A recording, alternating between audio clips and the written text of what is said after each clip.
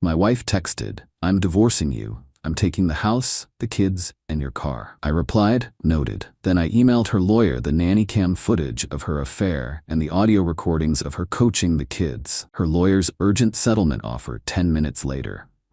Posted this in a few other subs, but figured this crowd would appreciate the full breakdown of how my soon-to-be ex-wife tried to destroy my life and ended up nuking her own instead. Background first. Married to Linda for 9 years, 2 kids, Emma age 7 and Jake age 5. I'm an electrical engineer for a defense contractor. Good steady income around $120 a year. Linda was a nurse when we met, but quit when Emma was born. Been a stay-at-home mom ever since, which honestly I was fine with. Kids need attention, and daycare costs are insane anyway. Now Linda's always been what you'd call high maintenance. Designer everything. Expensive gym memberships, weekly salon appointments, monthly spa days. The works. I didn't mind supporting that lifestyle as long as she was handling the home front and we weren't going into debt. But about 18 months ago, things started changing. Linda got involved with this group of divorced women from her yoga studio. Real toxic crowd. Always talking about how their ex-husbands were controlling losers who held them back from their true potential. How they deserved better treatment and bigger divorce settlements. Linda started parroting their talking points. Suddenly I was emotionally unavailable. I didn't appreciate her sacrifices. I was using financial control to manipulate her. All this therapy speak she'd never used before. I tried addressing it directly. Asked if she was unhappy with our marriage. If there were specific things she wanted to change, she'd flip it back on me. Said the fact that I was questioning her feelings proved how dismissive I was of her emotional needs. Classic gaslighting stuff, but I didn't recognize it at the time. Around the same time, she started getting secretive with her phone. Taking it everywhere, keeping it face down during dinner, getting irritated if I walked by while she was texting. When I mentioned it, she said I was being paranoid and controlling. Then came the accusations about the kids. Linda started claiming I was too strict with them, that I was damaging their self-esteem with my expectations, that they were scared of disappointing daddy and it was affecting their emotional development. This was complete nonsense. I've always been involved with Emma and Jake. I coach Jake's little league team. I help Emma with her homework every night. We do science projects together on weekends. The kids and I have a great relationship. But Linda kept pushing this narrative. She'd bring up incidents where I'd supposedly been too harsh. Like the time I told Emma she couldn't have ice cream until she finished her vegetables. Or when I made Jake apologize for hitting his sister. Normal parenting stuff that she was reframing as emotional abuse. I started recording our conversations about the kids. Our state is a one-party consent state, so I could legally record conversations I was part of. Just to have accurate records of what was actually said, because she'd constantly misrepresent our discussions later. Linda would claim I agreed to things I never agreed to, or that I'd said things I never said. Having recordings helped me keep track of reality when she was constantly trying to rewrite history. The recording setup expanded after a particularly nasty fight about discipline. Linda accused me of screaming at Jake over homework when I'd actually just asked him to focus. She was so convincing in her outrage that I started doubting my own memory. That's when I decided to document everything. Voice-activated recorders in common areas. Nanny cams in the kids' rooms and playroom. Not to spy on Linda initially. Just to have objective records of interactions with the kids in case this co-parenting narrative continued escalating.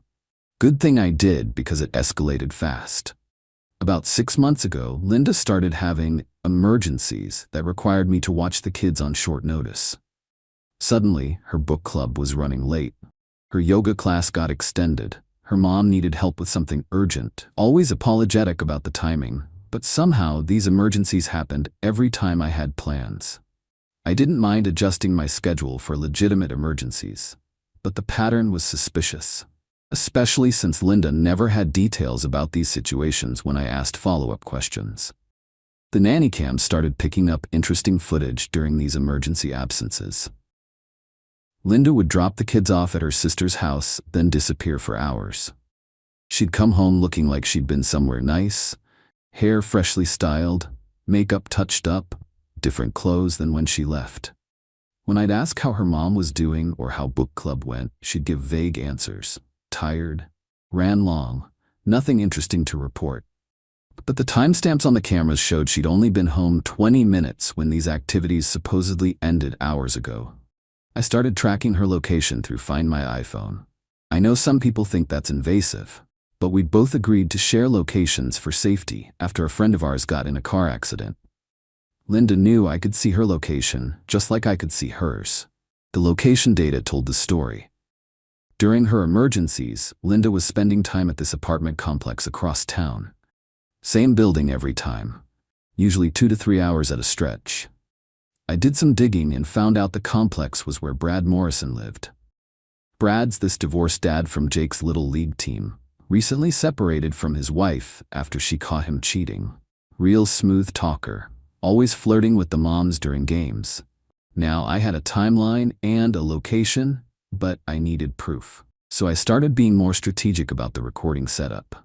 I put a voice-activated recorder in Linda's car. Since it's a one-party consent state and my name is on the registration, I was within my legal rights. I wanted to know what conversations she was having during these mysterious trips. The car recordings were enlightening. Phone calls with Brad talking about when they could meet up, discussions about hotels versus his apartment, complaints about having to make excuses to get away from me and the kids. But the really damaging stuff was what she said about me and the children. Linda was telling Brad that I was an absent father who ignored the kids unless she forced me to interact with them. That Emma and Jake were scared of me because I had anger management issues. That she was documenting my behavior to build a custody case. None of this was true, but she was saying it with such conviction that Brad was giving her advice on divorce lawyers and custody strategies. The worst part was hearing her coach the kids. I'd suspected something was off about their recent behavior around me, but the recordings confirmed it. Linda would wait until I was at work, then sit down with Emma and Jake for what she called feeling talks. She'd ask leading questions about times Daddy had been mean to them, about whether they felt safe when Mommy wasn't around. If they said everything was fine, she'd redirect. But remember when Daddy raised his voice about your room being messy? How did that make you feel? She'd keep pushing until they gave her the emotional response she wanted. Even worse, she was teaching them to repeat simple phrases when asked about Daddy. Daddy was mean. I don't like when Daddy yells. Mommy is nice to me. Simple statements that young kids could remember and repeat. She was literally training my children to give negative responses about me to support her custody case. I documented everything. Timestamps, audio files, video footage, built a comprehensive record of Linda's affair and her manipulation of the kids. But I didn't confront her. Not yet.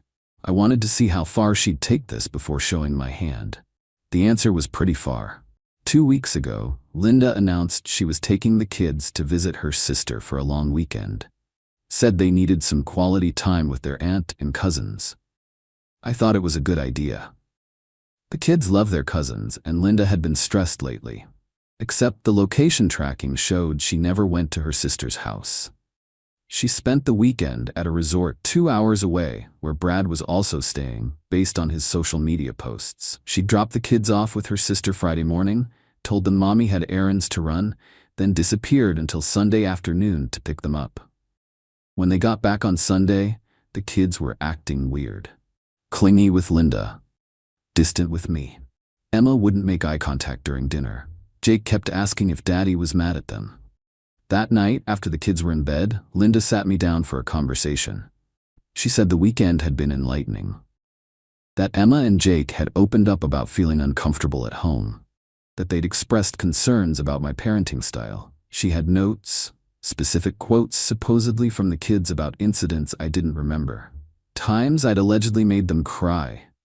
Occasions when they'd felt unsafe because of my temper. I asked to talk to the kids directly about these concerns. Linda said that would be traumatic for them. That they needed space to process their feelings before having difficult conversations with me. Red flags everywhere, but I played along. Asked what she thought we should do to address the kids' concerns. That's when Linda showed her cards. She said maybe we needed to consider separation. that the kids might benefit from some time away from the tension at home.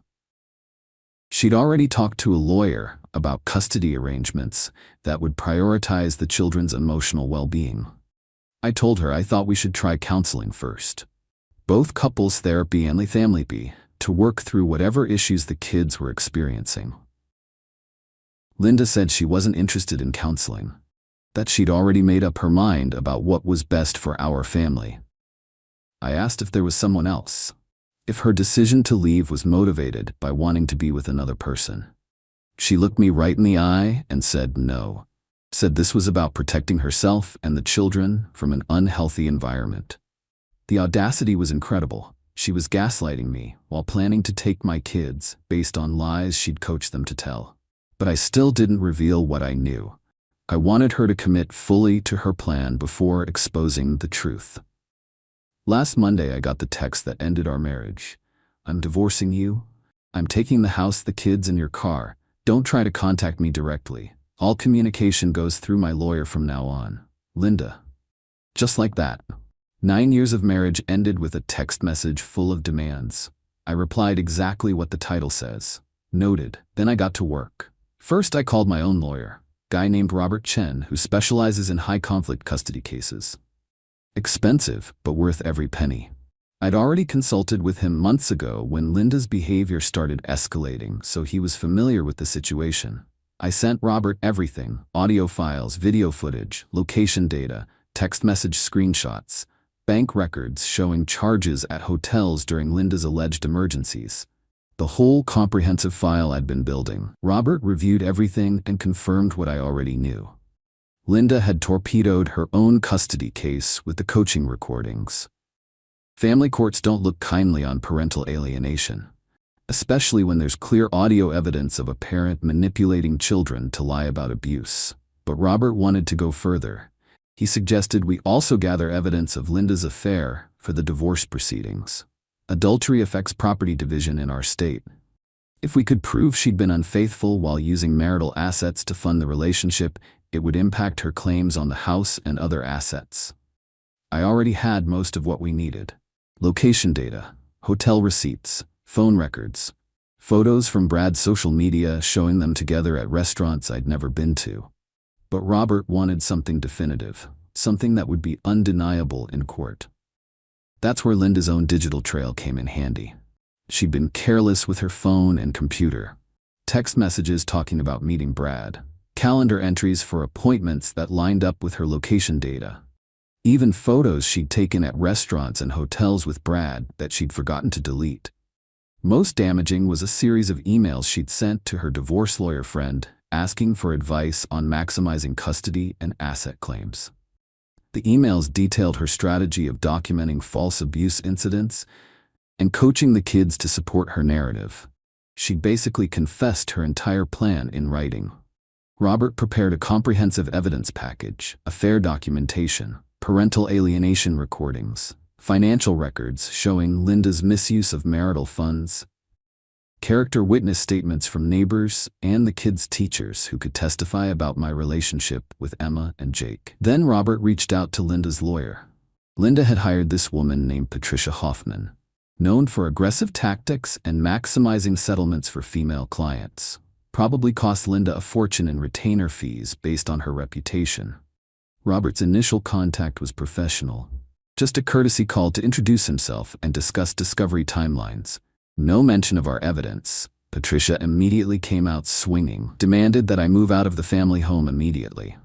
Insisted that all visitation with the kids be supervised until a custody evaluation could be completed. Made it clear they were planning to portray me as an unfit father with anger issues. Robert listened politely, then asked if Patricia might want to review some evidence before filing formal motions. Patricia said she wasn't interested in whatever character witnesses or financial records we thought were relevant. That family court was about protecting children, not relitigating marital grievances. That's when Robert dropped the first bomb. He mentioned we had audio recordings of Linda coaching the kids to make false statements about abuse, that we could prove she'd been manipulating them to support her custody claims. Patricia's tone changed immediately. She asked for specifics about the recordings, when they were made, what exactly Linda had said. Robert provided a few sample quotes, nothing too detailed, but enough to show we had genuine evidence of parental alienation. Patricia asked for time to review the materials with her client before proceeding with any formal filings. Robert agreed, but mentioned we also had evidence relevant to property division. That Linda's claims about deserving the house might be complicated by other factors. When Patricia asked what kind of factors, Robert said we had documented proof of adultery during the marriage, including intimate encounters in the family home, using marital assets to fund the affair. The line went quiet for almost 30 seconds. Patricia asked if we'd be willing to discuss settlement options before involving the court system. Robert said we were always open to reasonable discussions that prioritized the children's best interests. They scheduled a call for the next day to review our evidence and discuss terms. That was Tuesday afternoon. Over the next 2 weeks, my phone was periodically blowing up with calls from Linda. I didn't answer. Let them all go to voicemail. The messages started panicked and got progressively more desperate over the following days. Linda crying about how she'd made a mistake, how we could work things out if I just talked to her, how the kids needed both their parents. After a week, she was begging me to call off the lawyers, promising she'd go to counseling, saying she'd do anything to save our marriage. Too little, too late. 2 weeks after the initial lawyer contact, Patricia called Robert with what she described as an urgent settlement proposal. Linda would accept a 50-50 custody split with no restrictions on my parenting time. She'd move out of the family home and take only her personal belongings. She'd waive any claim to alimony or spousal support. She'd accept a minimal property settlement that basically amounted to half the value of her car and her personal jewelry. In exchange, we'd agree not to introduce evidence of adultery or parental alienation in court proceedings. All custody and property issues would be resolved through private mediation rather than public trial. Robert said he'd discuss the offer with his client and get back to her. When Robert called me with Patricia's proposal, I almost laughed. Linda had gone from demanding everything to accepting essentially nothing in the span of 48 hours. But I wasn't interested in being generous, not after what she'd put me and the kids through. I told Robert I wanted primary custody, with Linda getting supervised visitation until she completed parenting classes and individual therapy. I wanted the house and all marital assets except for Linda's personal items and half the value of one car.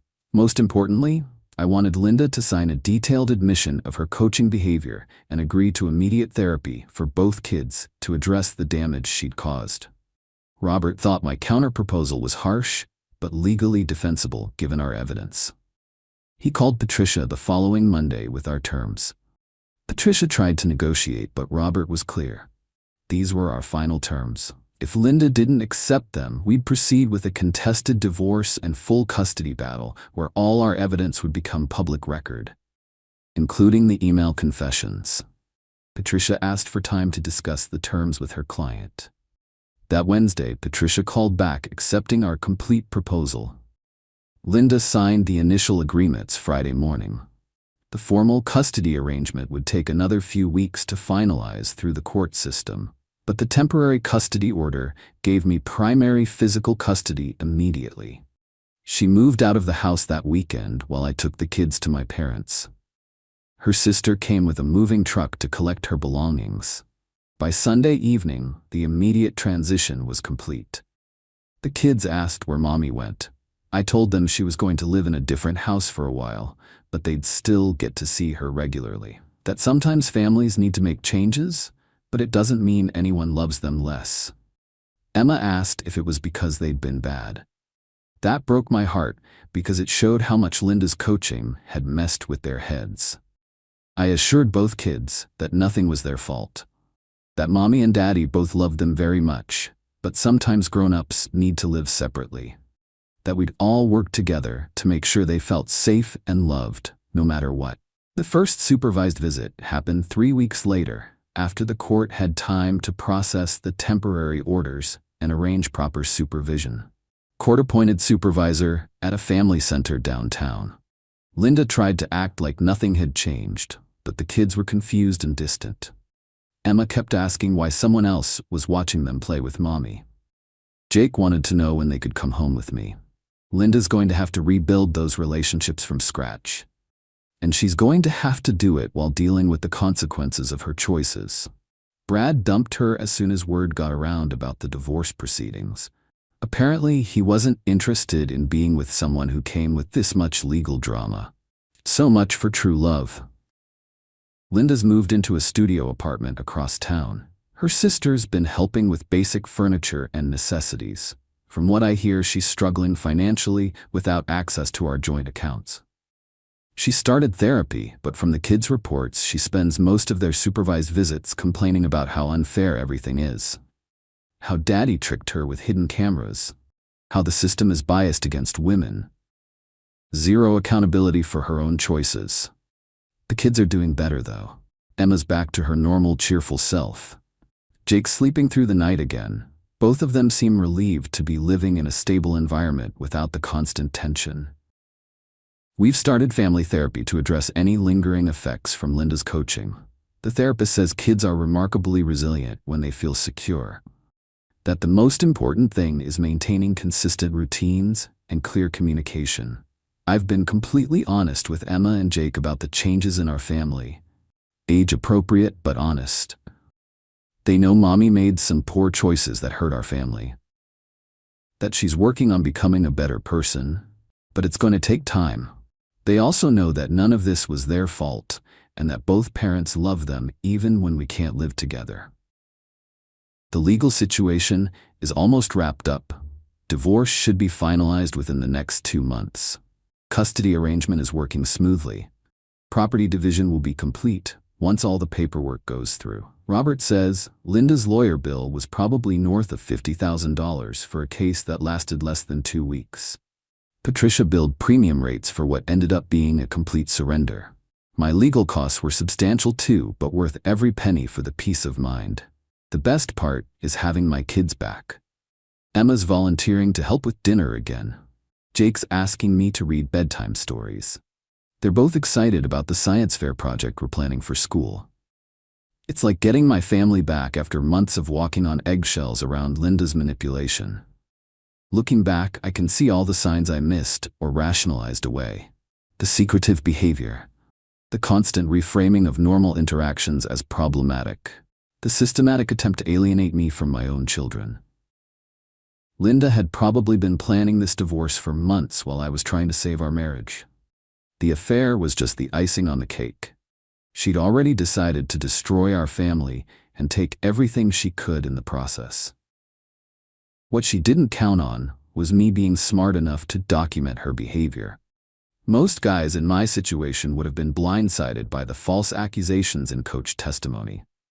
By the time they figured out what was happening, their kids would already be traumatized and their reputation would be destroyed. I got lucky that I recognized the gaslighting early enough to start gathering evidence. Without those recordings and camera footage, this could have gone very differently. The key lesson is trust your instincts when someone's behavior doesn't match their words. If your partner is constantly rewriting history or making you question your own memory, start documenting everything. And if you have kids, protect them first. Document any coaching or manipulation immediately. Family courts take parental alienation seriously when there's clear evidence. Linda thought she was playing chess while I was playing checkers. Turns out I was playing chess too. I just didn't show my pieces until the game was already over. She gambled everything on a strategy that depended on me being passive and naive. When that assumption proved wrong, her entire plan collapsed. Now she gets to live with the consequences while I rebuild my life with my children. Honestly, couldn't have worked out better if I'd planned it myself. The only thing I regret is not recognizing Linda's true character sooner. Could have saved everyone a lot of pain if I'd addressed the red flags when they first appeared. But sometimes people show you who they really are gradually. The mask slips a little at a time until suddenly you're looking at a stranger who happens to share your last name. Linda became someone I didn't recognize over those 18 months. Or maybe she was always that person, and I was just seeing what I wanted to see. Either way, the kids and I are better off without that toxicity in our daily lives. Linda can work on herself during her supervised visits and maybe eventually earn back some trust. But the days of her manipulating my children to hurt me are over. That protection alone makes everything else worth it.